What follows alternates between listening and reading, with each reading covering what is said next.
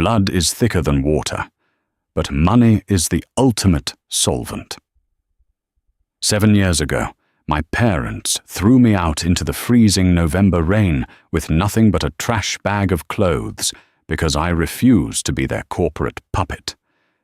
Today, I just bought the commercial bank that foreclosed on their beloved family estate. If you look up Boston old money, you might not see my family's portrait next to the definition, but you'll certainly feel their influence. I was born into the Hayes family. My father, Arthur Hayes, was a ruthless corporate liquidator, a man who made millions dissecting failing companies and selling off their organs.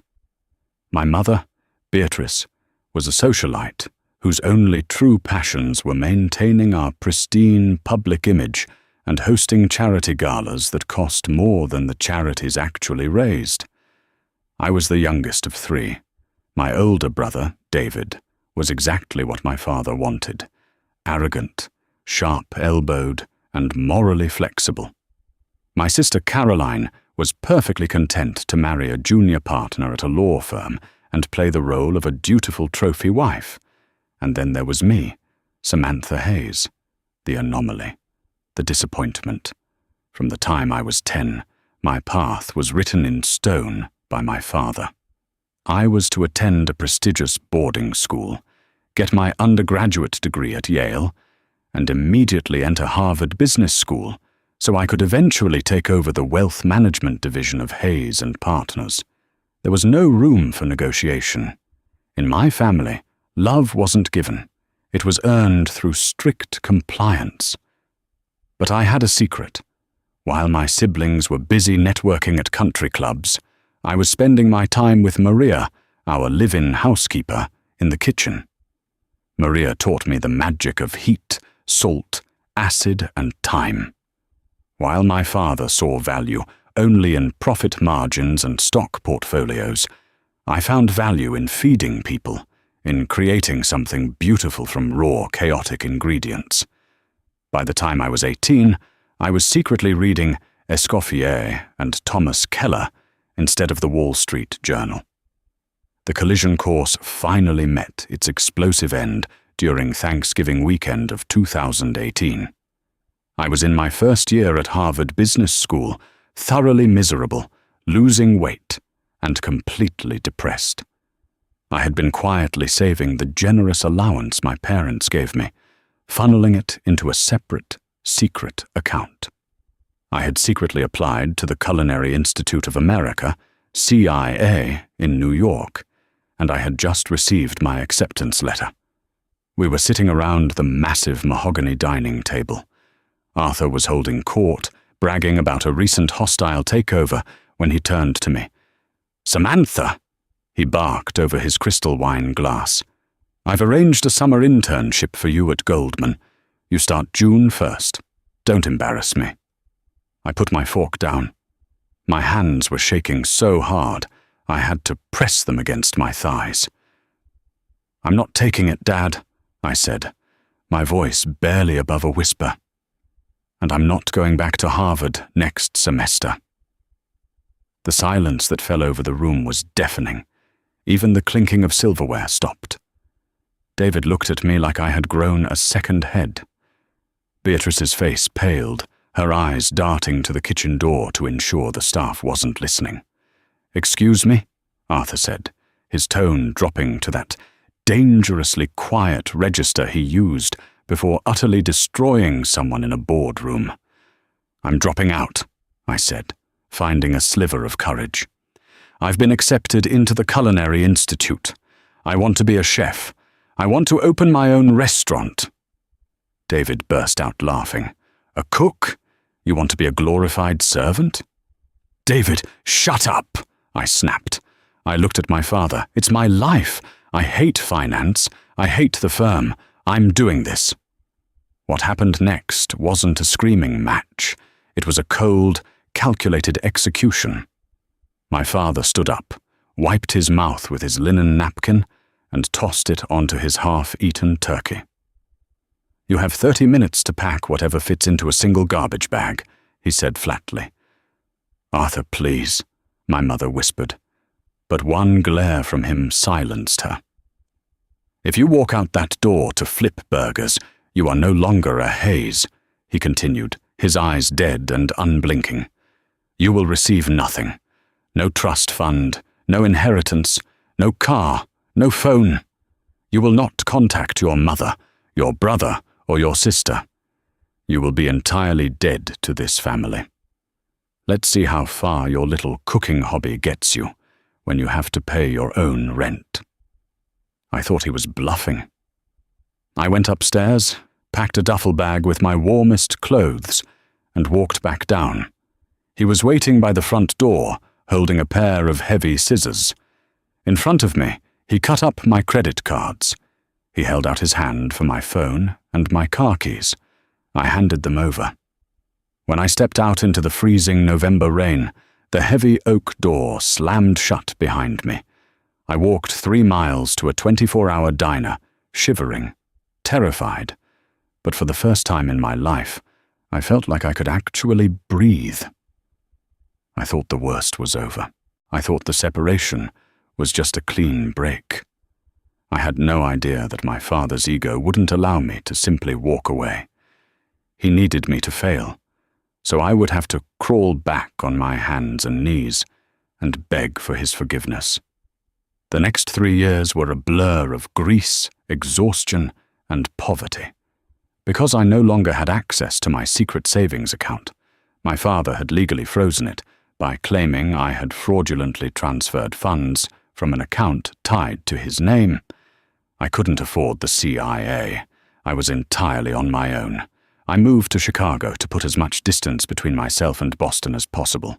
I rented a tiny, roach-infested studio apartment above a noisy laundromat in Logan Square. I worked 3 jobs. From 4 a.m. to noon, I baked bread at a wholesale bakery. From 2 p.m. to midnight, I worked the line at a high-volume, mid-tier Italian restaurant. On my days off, I catered small private events just to afford my rent and basic groceries. My hands were perpetually blistered and scarred from burns. My feet ached so badly I cried in the shower. But I was learning. I was absorbing everything. I watched how kitchens functioned, how inventory was managed, and how margins were calculated. Ironically, the business mindset my father had drilled into me was exactly what made me outpace the other line cooks. Eventually, my talent got noticed. I was hired as a sous chef at a respected, trendy fusion restaurant downtown. The executive chef was a man named Harrison Cole. Harrison was charismatic, brilliant, and had a reputation for turning raw talent into stars. We clicked immediately. He tasted a menu I had developed, a high-end, sustainable fusion of rustic American and fine dining European techniques, and he was blown away. "Sam," he told me one night over shift drinks, "this menu is a gold mine. We need to leave this place. We need to start our own spot. I have the investor connections, you have the culinary vision. We go 50-50. I was ecstatic. I poured my soul into the project. We named it Aura. For 8 months, I worked 80-hour weeks developing the recipes, designing the kitchen flow, and managing the build-out, while Harrison handled the investors, the LLC paperwork, and the leases. I trusted him implicitly. He felt like the older brother David never was to me. Aura opened in the spring of 2022 to explosive reviews. The Chicago Tribune called my food a revelation. We were booked out 3 months in advance within our first 2 weeks. I finally felt like I had made it. I had proven my family wrong. Then came the morning of October 14th. I arrived at Aura at 7 a.m. to begin prep, but my keycard didn't work. Assuming it was a glitch, I knocked on the glass. The general manager, a guy Harrison had hired, opened the door just a crack. He looked deeply uncomfortable. "Sam, I'm sorry. You can't come in," he said. "What are you talking about? It's prep time. Let me in," I demanded. Harrison left instructions, and these. He slipped a manila envelope through the crack in the door and locked it in my face. Standing on the cold Chicago pavement, I tore open the envelope. Inside was a legal notice of termination. It stated that my employment as head chef was terminated effectively immediately. But that wasn't the worst part. There was a copy of the operating agreement for the LLC. My name wasn't on it. Harrison owned 100% of the company. The 50-50 split was an informal verbal agreement that he had never legally codified.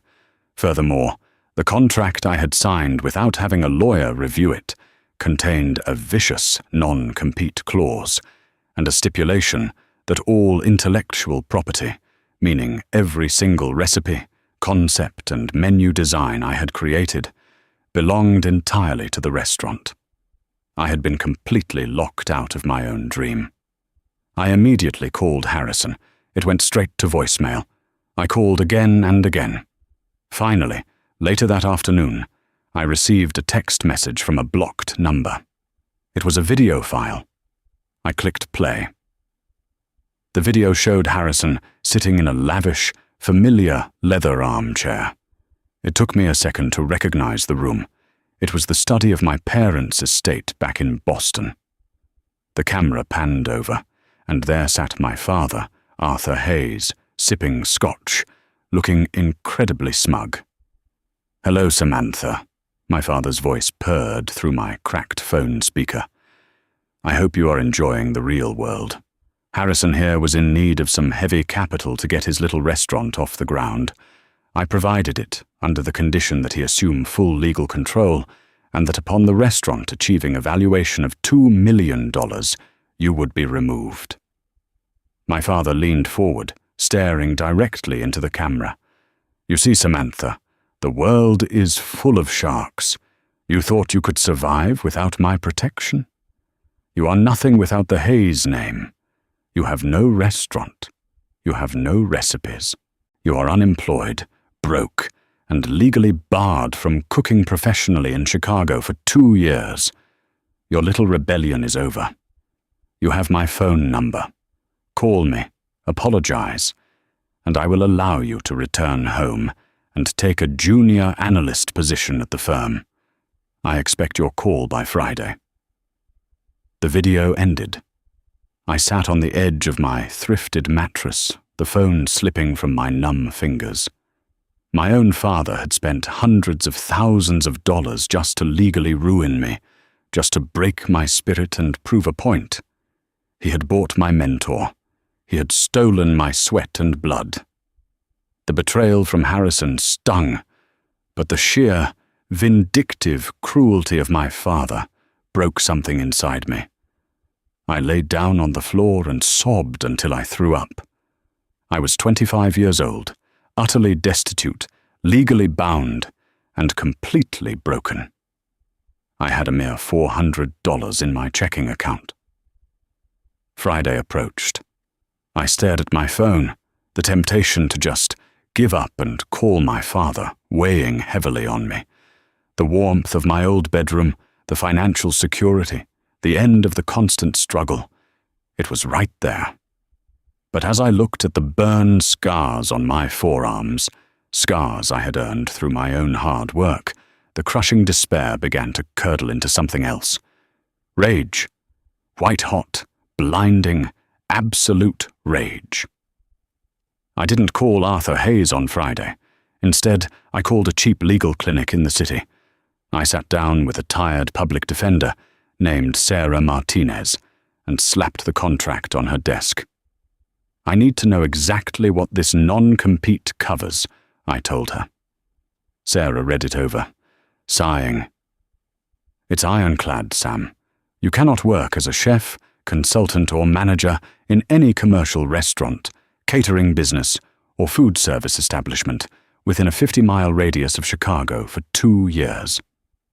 "Define commercial establishment," I asked, my voice terrifyingly calm. "A registered business with a brick-and-mortar address, proper zoning, health department certifications. A legal business." A slow smile crept across my face. My father and Harrison thought they had boxed me in. They thought like corporate men. They only saw the board, not the space outside of it.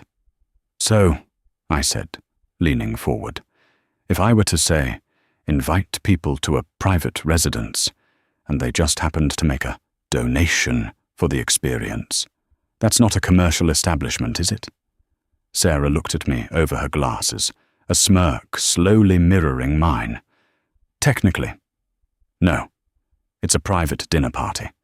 As long as you aren't operating as a registered LLC or advertising a set price for a commercial service, you're operating in a legal grey area.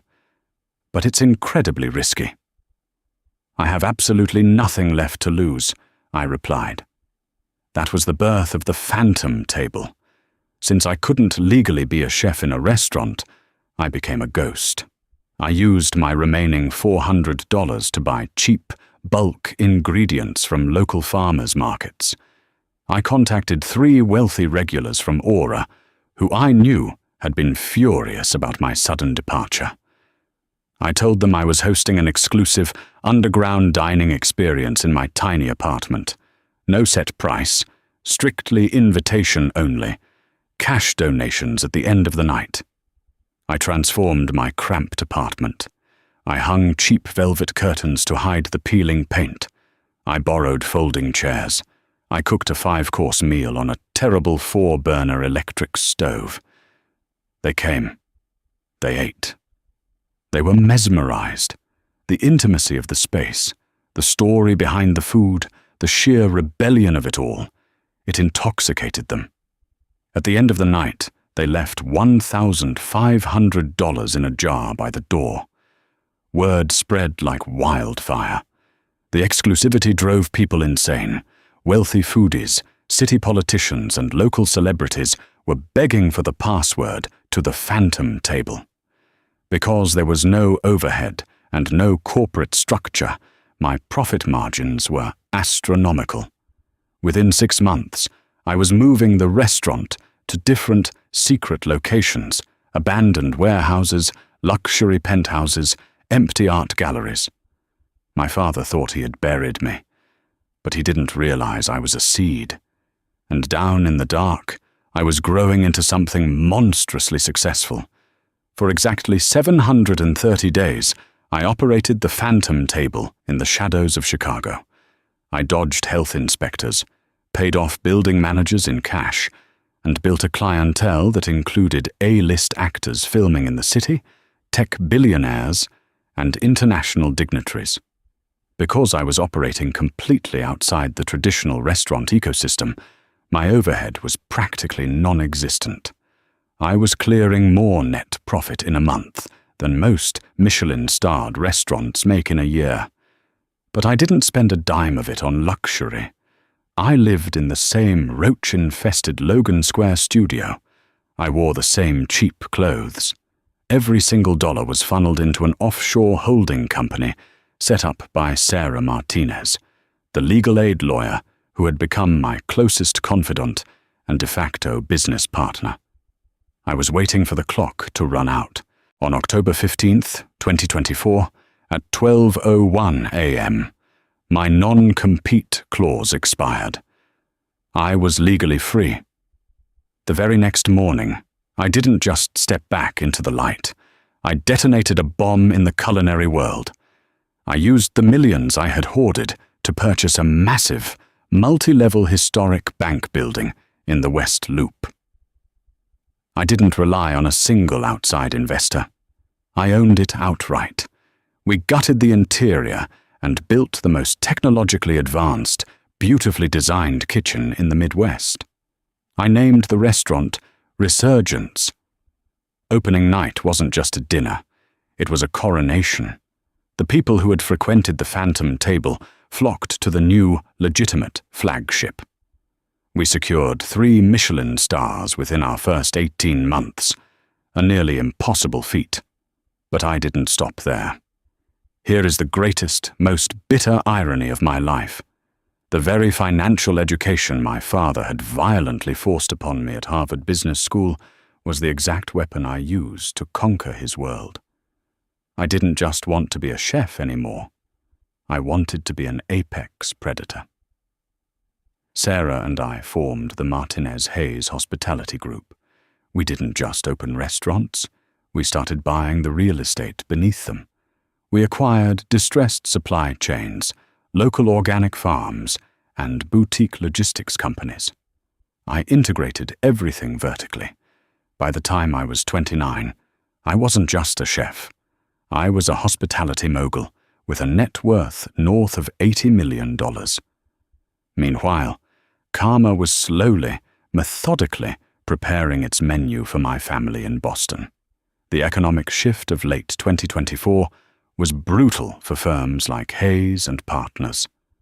My father's entire strategy relied on cheap debt and aggressive commercial real estate acquisitions. When interest rates skyrocketed and commercial properties plummeted in value due to the permanent shift to remote work, his firm found itself massively over-leveraged. And then there was Harrison Cole. Harrison was a brilliant talker, but he lacked the fundamental grit required to sustain a restaurant's soul. Without my menus, my relentless quality control, and my drive, Aura began to bleed. He tried to replace me with cheaper chefs, cutting corners on ingredient sourcing. The reviews tanked. The wealthy clientele vanished.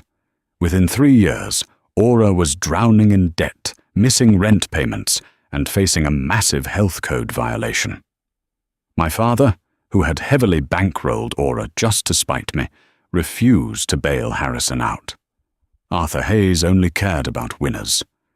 In March of 2025, Aura filed for Chapter 11 bankruptcy. The assets went up for auction. I attended the auction in person, wearing a tailored charcoal suit that cost more than my first year's rent in Chicago. Harrison was there, looking pale and haggard, his designer watch pawned, his arrogance completely evaporated. When the bidding opened for the intellectual property and physical assets of Aura, I didn't play games. I raised my paddle and offered a cash bid that immediately silenced the room. I won. I owned Aura. After the gavel fell, I walked up to Harrison. He couldn't even look me in the eye. "Pack your knives, Harrison," I said softly, echoing the sentiment he had delivered to me through a cracked door years ago. "Actually don't. The knives belong to the LLC. Leave with what you came with." Nothing. I didn't reopen Aura. I ordered the demolition crew to tear the custom kitchen down to the studs. I turned the space into a high-end, subsidized training cafeteria for at-risk youth interested in culinary arts. It was a complete, intentional erasure of his legacy, funded by the very success he tried to steal from me. But Harrison was just the appetizer. The main course was still in Boston. By late 2025, Hayes and Partners was in a death spiral. My brother, David, who had been handed the position of Chief Operating Officer, had spectacularly botched a massive merger, resulting in a multi-million-dollar SEC fine. My father's ruthless reputation, once his greatest asset, meant that absolutely no one in the financial sector was willing to throw him a lifeline. He had made too many enemies. Desperate to maintain liquidity and save the firm, Arthur did the unthinkable. He leveraged his personal assets. He took out a massive, high-interest commercial loan against his stock portfolio, his luxury vehicles, and the crown jewel of the Hayes family, the sprawling, 20-acre ancestral estate in Concord, Massachusetts, where I had grown up. He took the loan from Vanguard Meridian Bank, a mid-sized regional institution known for aggressive lending.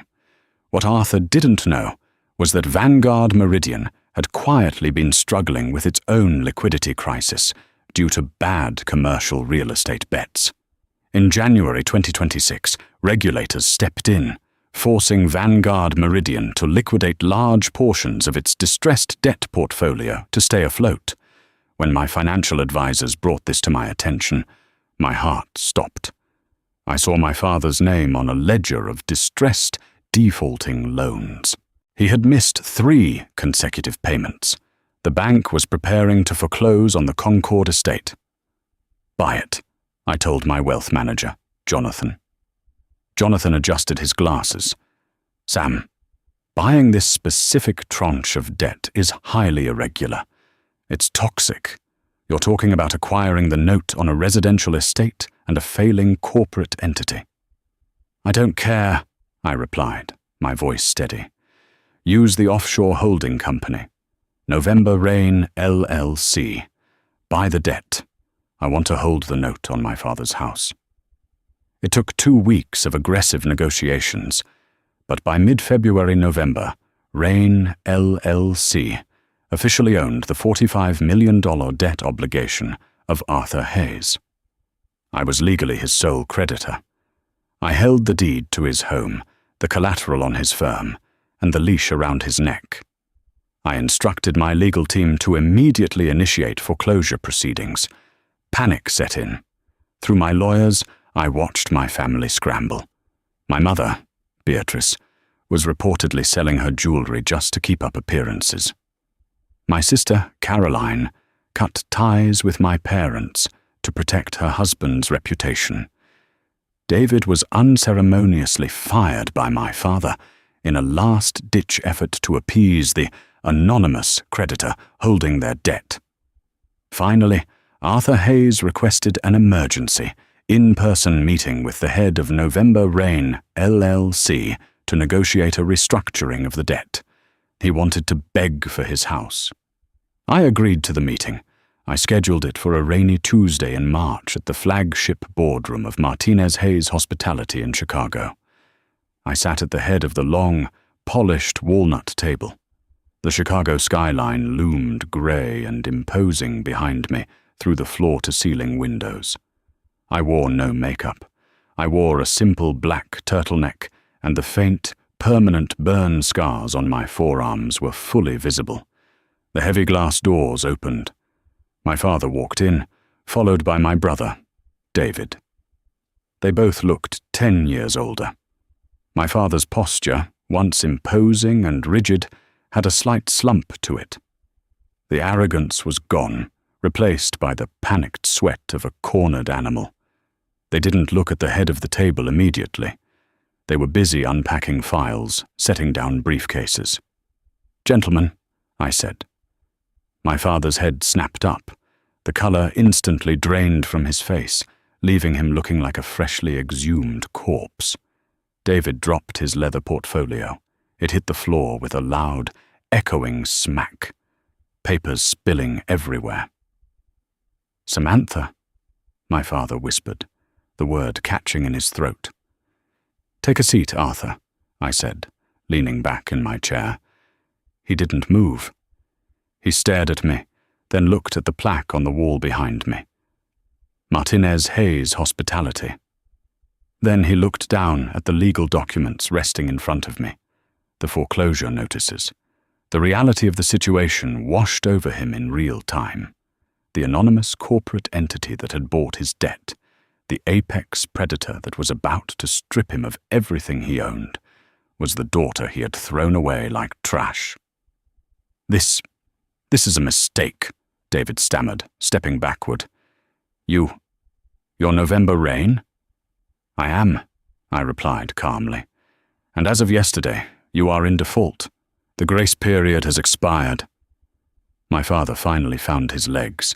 He practically collapsed into one of the leather chairs. "Samantha, please. We had no idea. If we had known it was you. If you had known it was me." "What?" I interrupted, my voice dropping an octave. "You would have expected a family discount? You would have expected grace? From the daughter you illegally locked out of her own restaurant? From the daughter you left homeless in the freezing rain?" "I was trying to teach you a lesson," Arthur pleaded, his voice cracking. "I was trying to show you the real world, and look at you. You succeeded because of the drive I instilled in you." I actually laughed. It was a cold, sharp sound. You don't get to take credit for my survival, Arthur. You tried to drown me. I learned to swim in spite of you, not because of you. I slid a thick manila folder across the smooth wooden table. It stopped precisely in front of him. Here are the terms of your liquidation, I stated, tapping my pen against the desk. I am seizing the Concord estate. I am seizing the remaining liquid assets of Hayes and Partners. You will be left with nothing but your heavily leveraged retirement accounts. It's enough to buy a modest condo in the suburbs, but the Hayes legacy, the firm, the social standing, it's gone. You can't do this to your mother, he begged, tears actually welling in his eyes, the great corporate liquidator crying over money. She loves that house. It's her entire life. My mother stood in silence while you cut up my life and threw me into the street, I replied, feeling absolutely nothing. No pity, no remorse. Just the cool, clean precision of a surgical strike. I reached under the table and pulled out a heavy-duty black plastic garbage bag. I tossed it onto the center of the mahogany table. It landed with a soft, crinkling thud. You have until Friday at noon to vacate the Concord property, I said, staring directly into my father's broken eyes. Pack whatever fits in the bag. Anything left behind will be sold at auction to fund culinary scholarships for women. Sam, you're our sister, David pleaded, his voice shaking. We're family. Blood is thicker than water, David, I said, standing up and buttoning my jacket. But money is the ultimate solvent. And right now, I have all the money. You are no longer Hayes to me. You are just a bad investment I am finally writing off. I turned and walked out of the boardroom, leaving them sitting in the deafening silence of their own ruin. I didn't look back. I walked into my test kitchen, tied on my apron, and began to prep for the dinner service. The heat of the stoves felt warm, familiar, and welcoming. I was exactly where I was meant to be, and for the first time in 7 years, the ghosts of my past were finally laid to rest. Karma never misses a dinner reservation. Sometimes it just takes 7 years to prepare the ultimate dish. If you felt the heat of this revenge story and loved watching a toxic empire crumble, smash that like button. Don't forget to share this video with anyone who needs a reminder to never give up on their dreams, and subscribe for more real-life drama, shocking twists, and satisfying karma.